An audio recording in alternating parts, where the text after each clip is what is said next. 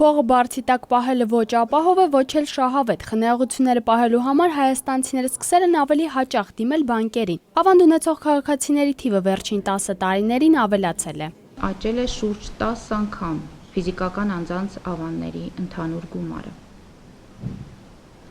Երաշխավորված ավանդ ունեցող ավանդատուների թիվը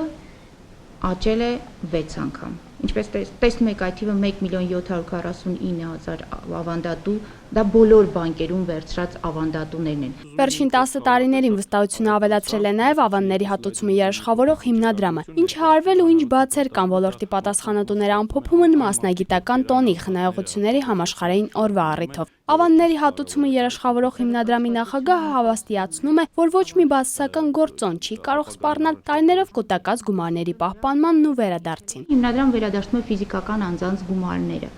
Բանկերը հիմնադրամին վճարում են երաշխիքային վճարներ, պարբերական երաշխիքային վճարներ, որոշակի գումար հատկացնում են օրենքով սահմանված, բոլոր բանկերի համար տոկոսադրույքն նույնն է, հիմքը հանդիսանում է իրենց բանկային ավանդների ցուցանիշը։ Ավանդների ներդրման համար հայաստանյան բանկերը բարձր տոկոսադրույքներ են առաջարկում, մինչև մոտ 17%։ Բանկերի միության փոխնախագահը համոզված է, որ բանկերը միջոցների պակաս չունեն, այդ է վկայում այն, որ ավանդները բանկերը առաջարկում են ներդնել կարճ ժամկետով, 6 ամսից 1 տարով։ Սեյրան Սարգսյանը նաև կանխատեսում է, որ տոկոսադրույքներ մինչև տարեվերջ չեն փոփոխվի։ Նազելի Գրիգորյան, Խաչատուր Եսայան, ժամը լրատվական։